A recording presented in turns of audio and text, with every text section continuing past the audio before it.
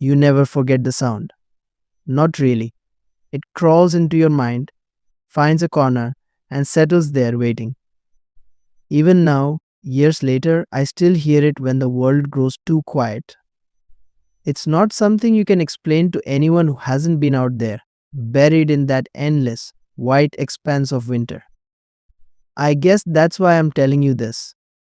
Not for you to understand it, because let's face it, you won't, but because I need someone to hear it, someone who wasn't there, someone who might believe me when I say that there are things in the cold, things that don't belong. It was 3 years ago, deep in December. The kind of winter you feel in your bones, where the snow comes early and heavy, burying the world under a thick, suffocating blanket. I was working as a guide up in Alaska, taking tourists on wilderness treks. People came for the adventure, the solitude, the chance to see something untouched and wild. They paid good money for it too. The trip was supposed to be simple. 5 days, a group of 6 hikers, and a trail I'd walked 100 times. Easy money, or so I thought. I'd led dozens of groups through those woods, watched them marvel at the frozen waterfalls and ancient trees, their breath visible in the frigid air. But this group was different. From the start, there was something off about them. Most hikers come with a mix of excitement and nerves, chatting and laughing as they check their gear for the 10th time. Not these guys, they were quiet, almost too quiet, and they didn't seem to know each other.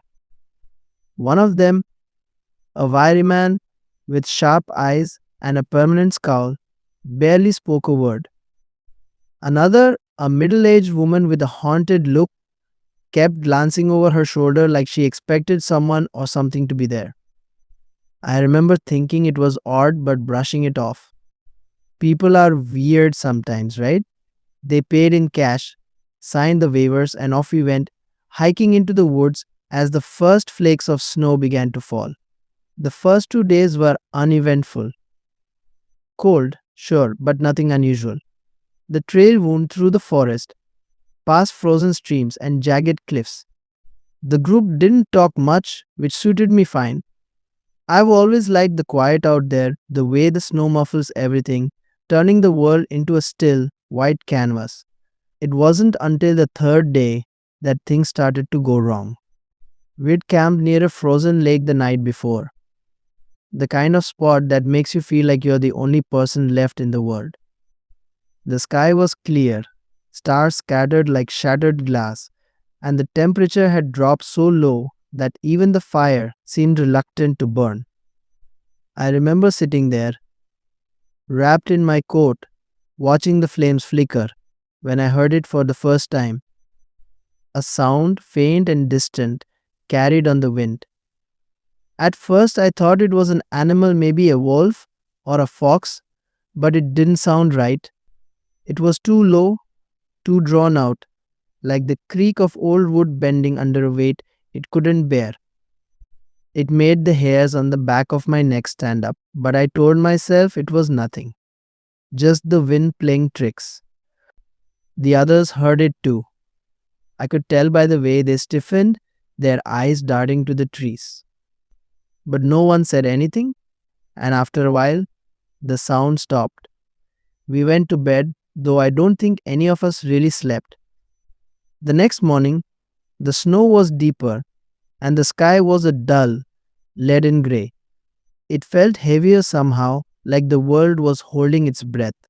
We packed up camp and kept moving, the crunch of boots on snow the only sound.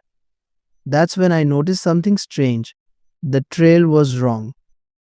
I knew it like the back of my hand, every twist and turn, but it didn't feel right. The trees were too close together, the slope too steep. I stopped, checked the map, and told myself it was just the snow throwing me off. But deep down, I knew we weren't where we were supposed to be. Then we found the cabin. It was tucked away in a hollow, half buried in snow, the roof sagging under its weight. The wood was blackened with age, the windows shattered, but it was shelter.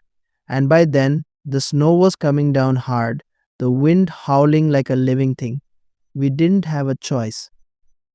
Inside, the air was still, heavy with the smell of rot and mildew. There was a fireplace, though, and enough wood to keep it going. We set up camp, grateful for the walls, even if they seemed to close in around us. That night, the sound came again, louder this time, closer. It wasn't the wind, it wasn't an animal, it was something else, something that didn't belong. And then we saw it, a shape just outside the cabin, moving between the trees, too tall, too thin, with limbs that bent wrong. Its eyes glowed in the dark, like coals in a dying fire, and when it moved, it made that sound, the creak of old wood, the groan of something ancient and hungry. We didn't sleep that night. We didn't speak. We just sat by the fire, clutching whatever we could use as a weapon, and waited. By morning, it was gone. Or so we thought.